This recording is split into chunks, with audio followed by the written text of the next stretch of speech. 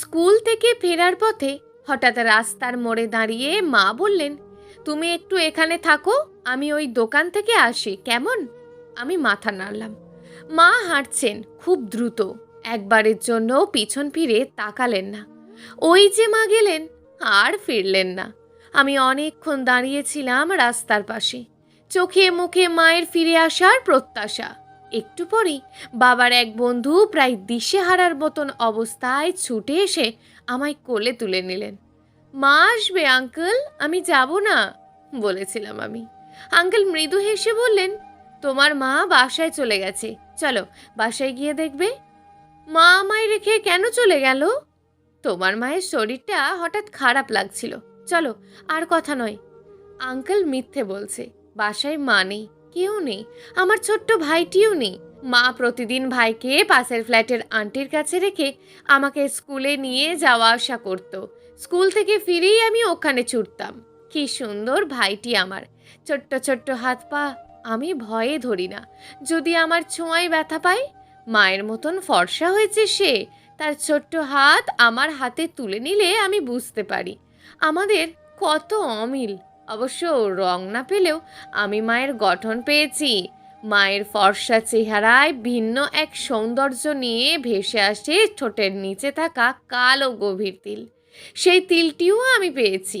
আমার মা সব দিক থেকে সেরা, খুব হাসি খুশি মিশুকে, সহজেই সবার সাথে মিশে যেতে পারে।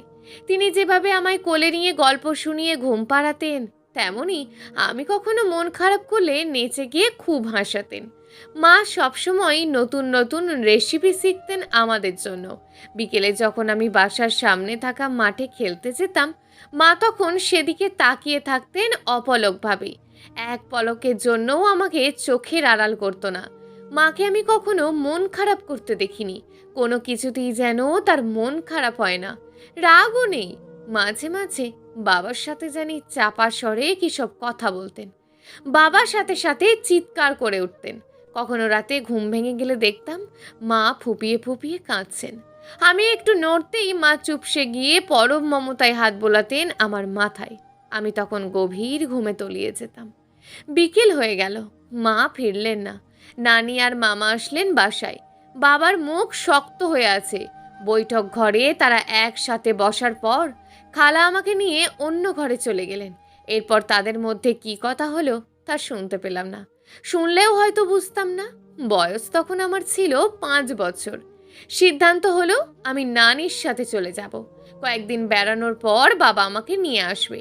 বাবাকে বললাম, আমি কিছুতেই যাব না, মাকে ছাড়া আমি থাকবো না। নানি তখন বলল, মা নাকি তাদের বাড়িতে, আমার আগেই চলে গেছে আমায় চমকে দেওয়ার জন্য। প্রশ্ন করলাম, ভাইও কি মায়ের সাথেই আছে? বাবার মুখটা কেমন যেন বিষণ্ণ দেখালো। পরক্ষণে স্থির কণ্ঠে বললেন, হ্যাঁ মা, তোমার ভাইও ওখানেই আছে, চিন্তা করো না, কয়েকদিন পর আমরা আবারও একসাথে থাকব। নানির হাত ধরে চলে এলাম নানা বাড়িতে। উঠোন থেকেই মা মা বলে চিৎকার শুরু করলাম। মা বেরিয়ে এলো না। ঘরে ঢুকে দেখি মা নেই। সবাই আমাকে মিথ্যে বলেছে, মা কোথাও নেই, ভাইটিও নেই। খালা বোঝালেন, তোর মায়ের মন ভালো নেই, কয়েকদিনের জন্য বেড়াতে গেছে, তাড়াতাড়ি ফিরবে। আমি জিজ্ঞেস করলাম, তবে কেন আমাকে নিল না? আমার প্রশ্নের কোনো উত্তর পেলাম না। মা কি আমাকে পছন্দ করতো না? কেন? এটা তো কখনো মনে হয়নি। মা আমাকে অনেক অনেক ভালোবাসতো, আমি এটাই বিশ্বাস করি। তবে কেন আমার সাথে এমনটা করলো? কেন চলে গেল?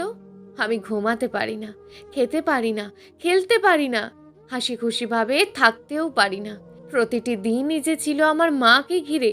খালামণি আদর করে মুখে তুলে খাইয়ে দেন, চুলে বিলি কেটে কেটে ঘুম পাড়ানোর চেষ্টা করেন, কিন্তু আমি যে তার স্পর্শে মায়ের ছোঁয়া পাই না। আমার মায়ের গন্ধ তো এমন না। মা কখনো আমায় বকেওনি। তবে কেন খালামণি শুধু শুধু আমার মায়ের মতন হওয়ার চেষ্টা করছে? খালামণির মুখের দিকে তাকালেও আমার রাগ হয়। আমার মায়ের ফর্সা মুখে সবসময় আনন্দের ঝিলিক ছড়িয়েছিল, ঠোঁটের কোণে সবসময় হাসি লেপ্টে থাকতো। কিন্তু খালামণি রুক্ষ, কঠোর, একটু ভুল করলে ধমকে ওঠে। এমন ডাইনি হয়ে সে কি আমার মা হতে পারবে? দিন যত গেল মায়ের প্রতি জমে থাকা অভিমান পাহাড়ের রূপ ধারণ করলো। কিন্তু তবুও যেন চোখের পানি শেষ হয় না। দিনে না হলেও রাতে মায়ের শূন্যতা আমায় কুড়ে কুড়ে খায়। ফুপিয়ে ফুপিয়ে কাঁদতাম অনেক। মা চলে যাওয়ার পর আমার স্বপ্নের রূপকথার রাজ্যও ধ্বংস হয়ে গেল। এখন সেখানে বাস করে ডাইনি পিশাচিনী। 6 মাস নানা বাড়িতে থাকার পর একদিন বাবা আমায় নিতে এলেন। বাবার মুখ উজ্জ্বল, যেন অনেক কিছু ফিরে পেয়েছেন। হাসি খুশিভাবে বললেন, চলো, এখন থেকে এখানে আর থাকতে হবে না, তোমার মাকে দেখবে। আমি যেন মুহূর্তের মধ্যেই আমার সবটুকু আনন্দ উল্লাস ফিরে পেলাম। কতদিন পর মাকে দেখব। ঠিক করলাম মায়ের সাথে কথা বলবো না, খুব রাগ দেখাবো। বাবার সাথে বাসায় চলে এসে দেখলাম অপরিচিত একজন মহিলাকে। বাবা বললেন, ইনিই হলেন তোমার নতুন মা। আমার একটুও বিশ্বাস হলো না। মায়ের সাথে কোনো মিল নেই। মা কত সুন্দর, আর ইনি কালো।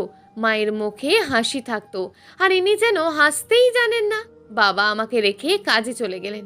আমি বলে উঠলাম, তুমি আমার মা না, আমার মা অনেক সুন্দর ছিল। মহিলা বলে উঠলেন, তুই যে আমার মেয়ে এটাই বা কে মানছে, শয়তানের ছাও। আমি হতচকিত দৃষ্টিতে তাকিয়ে রইলাম। মহিলাকে দেখতেও খুব ভয় করছে, তার দৃষ্টি যেন আমাকে গিলে খাবে। এ তো রূপকথার ডাইনি না, যে মানুষের রূপে আছে। মহিলা ফিসফিস করে বললেন, এত ঢং এখানে চলবে না। তোর মা আর এক বেটার সাথে পালিয়ে গেছে। সুন্দরী তো, তাই নিজের কালো জামাইকে পছন্দ হয়নি। তোর মা ভালো না, দেখ তোরা কিন্তু তিল আছে। মায়ের মতন পরপুরুষের হাত ধরিস না, কপাল পুড়বি। আমি তার কথা একটুও বুঝতে পারলাম না, তবে এতটুকু বুঝলাম মা নাকি চলে গেছে। না, আমার বিশ্বাস হয় না। মা বাবাকে অনেক ভালোবাসতো। আমার মা কখনো আমার বাবার রং নিয়ে কথাই বলেনি। তাদের কোনো ঝগড়া হয়নি। তবে কেন এমন হলো? বাবা সবসময় বলেন ইনিই নাকি আমার মা, কিন্তু কখনোই আমি তার মধ্যে মাকে খুঁজে পাইনি। আমার মা কখনো গায়ে হাত তোলেনি। মা থাকাকালীন সময়ে বাবাও কখনো আমায় বকেনি। কিন্তু এখন বাবাও অল্পতে আমার ওপর রেগে যায়। আর নতুন মায়ের হাতে প্রতিদিন মার খাওয়া তো ছিল রুটিন। আমি বহুবার ওনাকে মায়ের মতন ভাবতে চেয়েও মেনে নিতে পারিনি। একদিন সকালে একটি রুটির পরিবর্তে 2টি রুটি খাওয়ায় আমার মা আমাকে 2টি থাপ্পড় মেরে নিচে শুইয়ে দিলেন। তারপর আমার গলায় পা দিয়ে শক্ত করে চেপে ধরেছিলেন। আমি নিঃশ্বাস নিতে পারছিলাম না।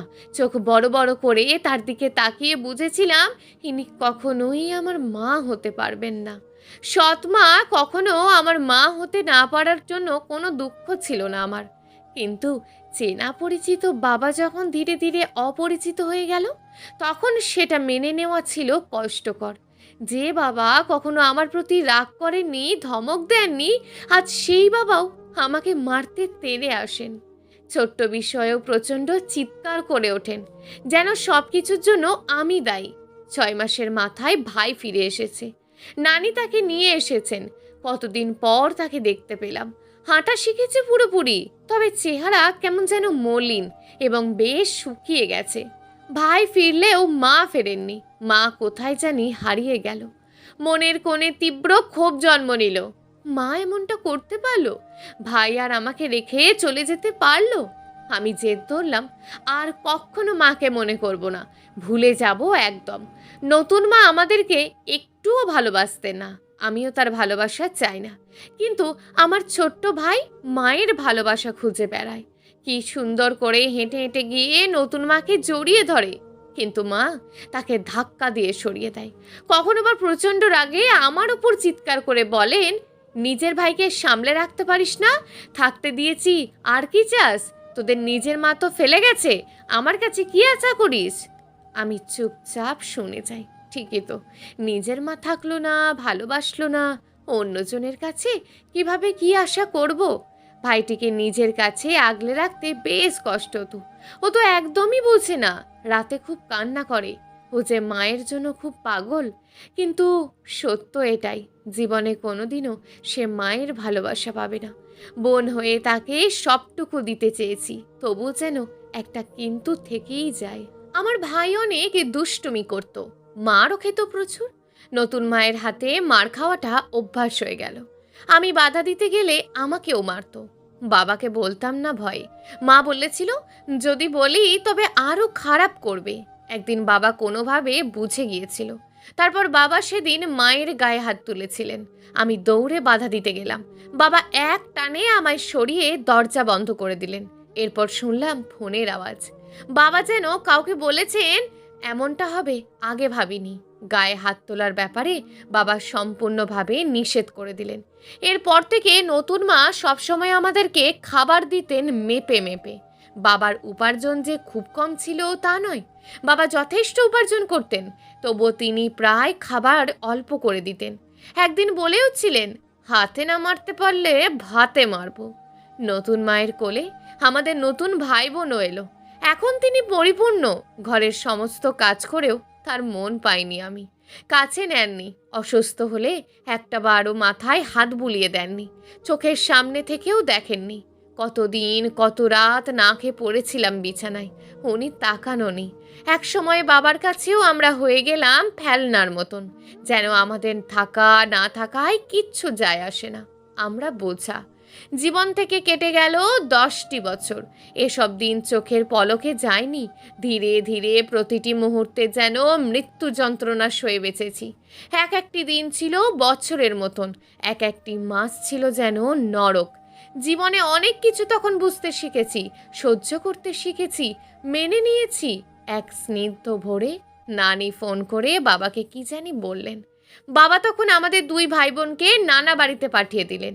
চোখের সামনে যা দেখলাম তা বিশ্বাস করাটা ছিল খুব কঠিন। মা দাঁড়িয়েছেন আমাদের সামনে, ইনি সেই মা যিনি আমায় একা রাস্তার মোড়ে রেখে চলে গিয়েছিলেন, যার জন্য আমি জীবনের এতটা বছর কাটিয়েছি বিষের মতন। আমি তো তার জন্যই বেঁচেছিলাম, তাকে এক পলক দেখব বলে। ইনি আমার সেই মা, যার শোকে কাঁদতে কাঁদতে নিঃশেষ হয়ে গেছে আমার সমস্ত অশ্রু। 10 বছর পর মাকে দেখে যেন চোখকে বিশ্বাস করতে পারছিলাম না। কত প্রশ্ন ছিল মনে, কত অভিমান অভিযোগ জমিয়ে রেখেছিলাম। আজ যে একটাও শব্দ বের হচ্ছে না মুখ থেকে। ভাই জিজ্ঞেস করলো, আপু ইনি কে? নানি বললেন, তোর মা, যাকে তুই খুঁজিস। পাগল ভাইটি আমার ঝাঁপিয়ে পড়লো মায়ের বুকে, কিন্তু আমি পারলাম না। শক্ত হয়ে দাঁড়িয়েছিলাম। মা মুখ তুলে ডাকলেন, আমায় কি ক্ষমা করবে না? মা বলে ডাকবে না? কোথা থেকে জানি এত বছরের জমানো অভিমান অভিযোগ রাগে পরিণত হলো। আমি চিৎকার করে উঠলাম, আপনি আমার মা না, আমাকে ডাকবেন না।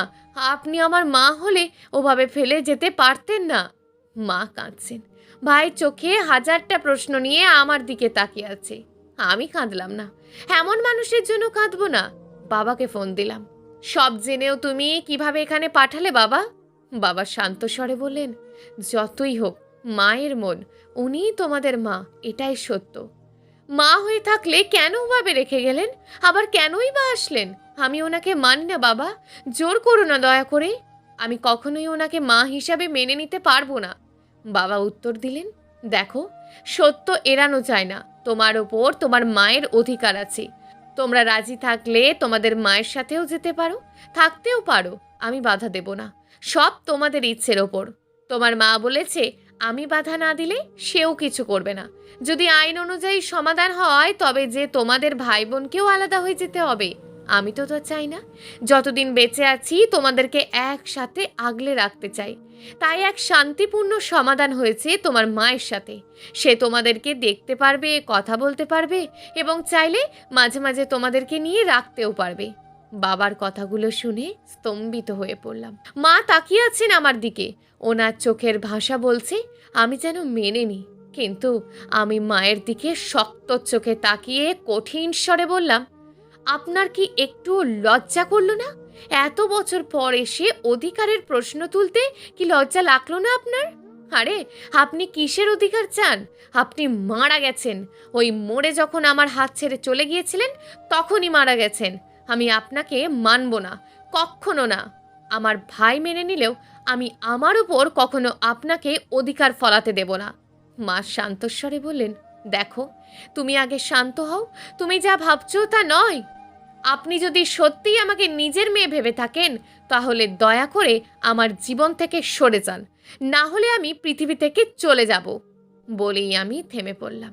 মায়ের মুখ ফ্যাকাশে হয়ে গেল, দৃষ্টি যেন ক্রমশ ঝাপসা হয়ে আসছে।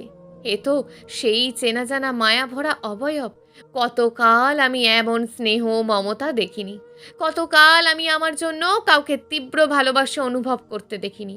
বুকের ভিতরটা যেন ভেঙে যাচ্ছে। মা অনেকক্ষণ চুপ করে থাকার পর বললেন, তুমি যে আমাকে এতটা ঘৃণা করো আমি বুঝিনি। অপরাধ করে ফেলেছি, ক্ষমা করো। তুমি যা বলবে তাই হবে। মায়ের কথা যেন আমার কানেই যাচ্ছে না। চোখের সামনে ভেসে উঠছে চেপে থাকা অতীত, মায়ের সাথে কাটানো হাজারটা স্মৃতি। এত বছর যার প্রতীক্ষায় কাটালাম, আজ তাকেই আমি চিরতরে দূরে সরিয়ে দিলাম। মা আর না ফিরলেও পারত।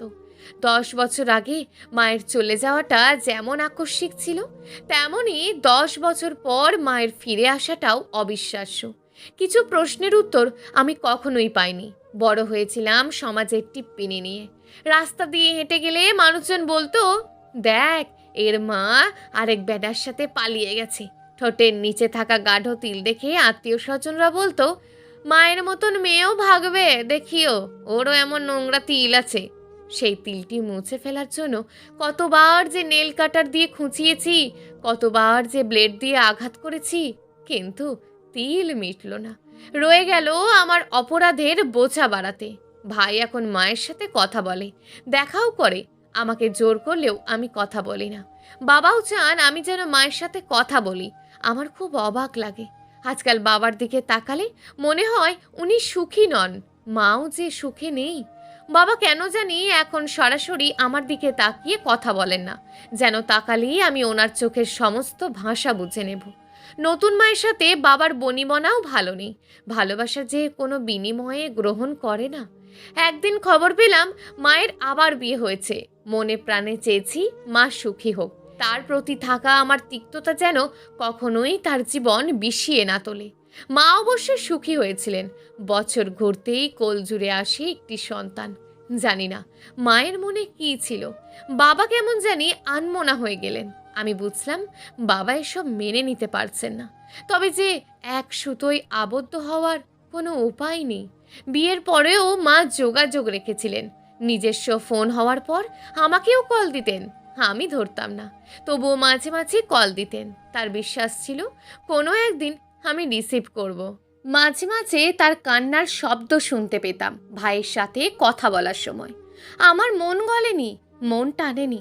কেমন জানি হৃদয়টা পাষাণ হয়ে গিয়েছিল। নিজের কাছে নিজেরও অবাক লাগতো। এক সময়ে মায়ের জন্য কতই না পাগল ছিলাম, আর আজ তার কোনো অস্তিত্ব আমার কাছে নেই। একে একে কেটে গেল আরও 4টি বছর। বিয়ের বয়সে উপনীত হলাম। প্রস্তাব রাখার পর কেউই আর আসতে চায় না। ওই যে মা চলে গিয়েছিল, অতীত তো আর মুছে ফেলা যায় না। নতুন মা আমাকে সহ্য করতে পারছে না, আবার ঘর থেকে বের করে দিতেও পারছেন না। শুরু হলো মানসিক অত্যাচার। প্রতিদিন মাকে নিয়ে নোংরা নোংরা কথা বলতে শুরু করলেন। আত্মীয় স্বজনরাও ঠাট্টা বিদ্রুপ করতে লাগলো। সবাই বলতো ভালো কোনো ছেলে আমাকে বিয়ে করবে না, এমনিতেও বিয়ে হবে নাকি তাও ঠিক নেই। আমার কপালে পালানো ছাড়া আর কোনো গতি নেই। এই দিনগুলো যে কতটা নরক ছিল তা কেবল আমিই জানি। পছন্দ করতাম একজনকে, সেও আমাকে পছন্দ করত, কিন্তু ভয়ে কখনো কথা বলিনি। আমাদের যে অনেক তফাৎ, তার পরিবার কখনো আমাকে মেনে নেবে না, আবার আমার পরিবারও তাকে মেনে নেবে না। কারণ আমার সৎ মা চান না বড়লোক পাত্র, কিংবা নামে মাত্র বিদেশি হলেও চলবে। মানুষটির প্রতি আমি কোনো আশা রাখিনি। নিজের করে চাইতেও অনুশোচনা হচ্ছিল। সে অনেক ভালো পরিবারের কাউকে পাওয়ার অধিকার রাখে।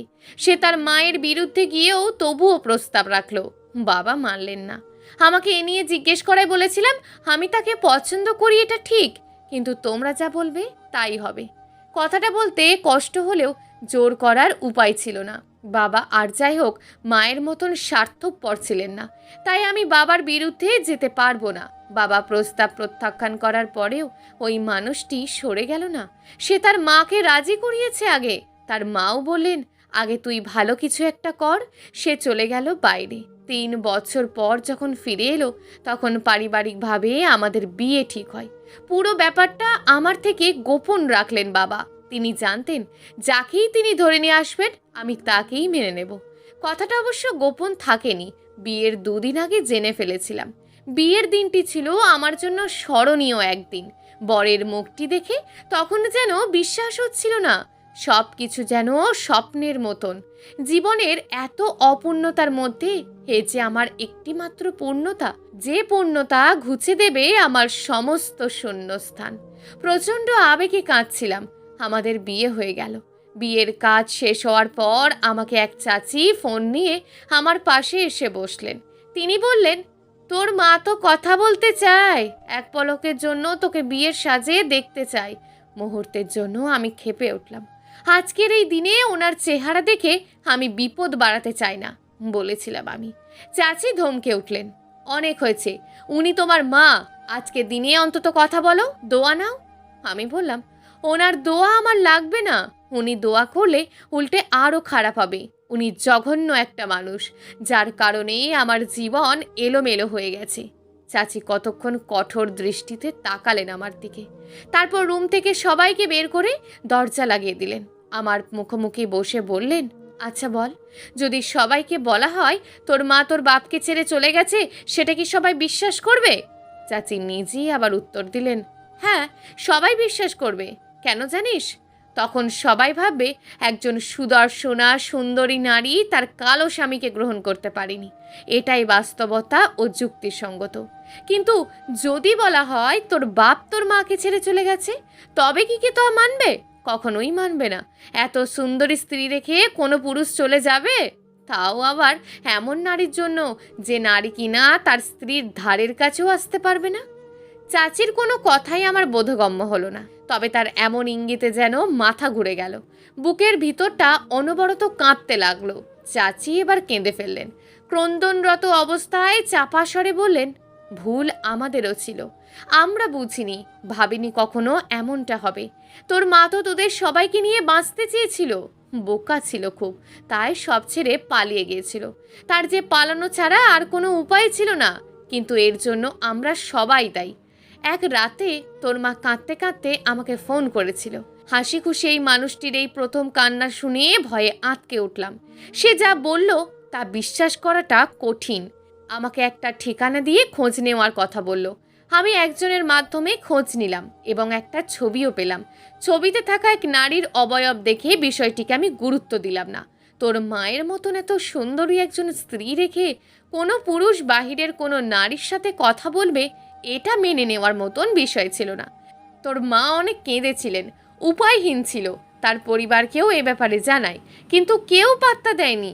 এর আরেকটি কারণ হলো, তোর বাবা প্রতি মাসে তোর নানা বাড়িতে কিছু টাকা দিতেন। এটা প্রথম থেকেই।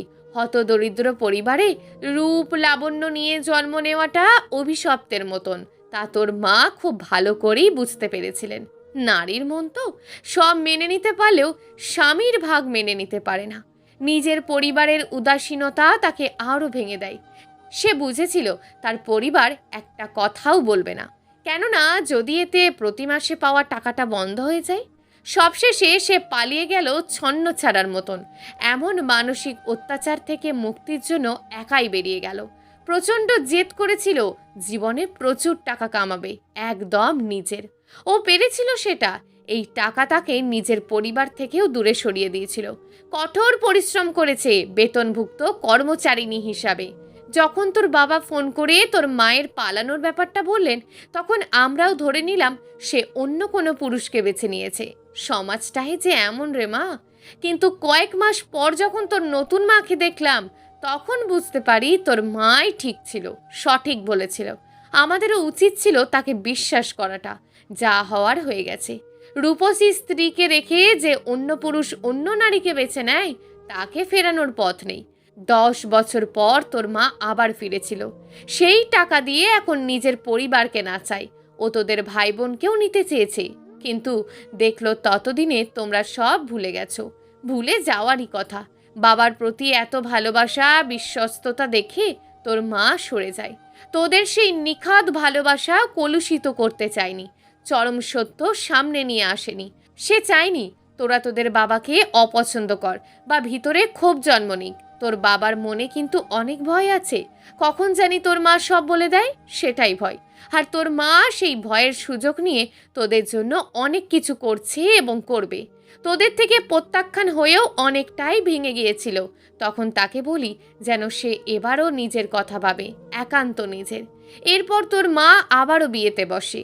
আজ তুই যে মানুষটিকে সারা জীবনের জন্য নিজের করে পেলি, সেটাতেও কিন্তু তোর মায়ের ভূমিকা আছে। কোন মা আছে যে কিনা নিজের মেয়ের জন্য অন্য একজন নারীর কাছে হাত জোড় করে কেঁদে কিছু চাইতে পারে? তোর বাবাকেও রাজি করিয়েছে তোর মা। সব কিছুর পরেও সে চেয়েছে তুই যেন সুখী হোস, জীবনটা যেন তার মতন না হয়। তোর মা অনেক বোকারে, আমরাও অপরাধী। মানুষ যখন ভিতর থেকে ভাঙতে শুরু করে তখন হিতাহিত জ্ঞান শূন্য হয়ে যায়। কি করেই বা কি করবে নিজেও তা বুঝতে পারে না। তোর মা বুঝেছিল সে থাকুক অথবা না থাকুক, তার ঘরে কোনো এক সময় এক নারীর আগমন ঘটবেই। এটা তার জন্য মেনে নেওয়া কঠিন হয়ে যাবে। প্রতিদিনের ঝগড়া, মনোমালিন্য, মানসিক অত্যাচার সব মিলিয়ে সম্পূর্ণ একা হয়ে যাওয়ার পর নিজেকে কাঁটা মনে করে তাদের পথ থেকে সরে গেল। কিন্তু তোদেরকে নিজের কাছে রাখার মতন স্বাবলম্বী সে ছিল না। একা একটা মানুষ আর কত পারবে রে মা? চাচি থামলেন। আমি কখনো এতটা কষ্ট পাইনি আজ যতটুকু পাচ্ছি। আমার মা পারেননি। এত বোকা কেউ হয়? পরক্ষণে মনে হলো আমার মা কারোর সাহায্য পাননি। ভিডিও কলে মায়ের মুখটি দেখে কেঁদে উঠলাম। এই তো আমার চেনা জানা অতি আপনজন, যে কিনা আমাদের জন্য নিজেকে উৎসর্গ করে দিয়েছেন। আমি কাঁদছি, মাও কাঁদলেন। তবে এ বিষয়ে মাকে কোনো প্রশ্ন করিনি। আমি যে সব জানি এটাও বোঝাইনি। থাকুক না কিছু আড়াল। মা যেটা লোকাতে চাইছেন সেটা আমার প্রকাশ করাটা ঠিক হবে না। শেষ পর্যন্ত আমি সুখী হতে পেরেছি। আমার শ্বশুরবাড়ির মানুষেরা অনেক ভালো, আমার কল্পনার থেকেও ভালো। মায়ের ভালোবাসা না পাওয়ায় শাশুড়ির ভালোবাসা পাবো বলেও আশা করিনি। কিন্তু আমরা বউ শাশুড়ি একদম বান্ধবীর মতন। বাহিরে ঘরে সবখানে একসাথেই আমাদের চলাফেরা। দিন গেল, বছর গেল, আমিও মা হলাম। বাবা কিংবা মা সবার সাথেই আমার যোগাযোগ আছে। ভাই বোনেরাও বড় হলো। আমার ভাইয়ের টাকার নেশাটা ছোটবেলা থেকেই। অনেক বড় হওয়ার স্বপ্ন ছিল তার মধ্যে, হয়েছেও তাই। বাবার হার্টে সমস্যা, এছাড়া একটা কিডনি ড্যামেজ। শরীর ভাঙতে শুরু করেছে। পরিবারের দায়িত্ব এখন আমার ভাইয়ের হাতে। নতুন মা এখন ভাইকে অনেক ভয় পান। একসময় তিনি তাকে মেরে ফেলার চেষ্টা করেছিলেন, কখনো হাতে দুটি টাকাও দেননি। আজ প্রতিটি মুহূর্তে প্রতিটি হিসেব যেন ভাই ফিরিয়ে দিচ্ছে। আমি ওনাকে ক্ষমা করে দিলেও আমার ভাই ক্ষমা করতে পারেনি। তাকে যতই বোঝাই সে শোনে না।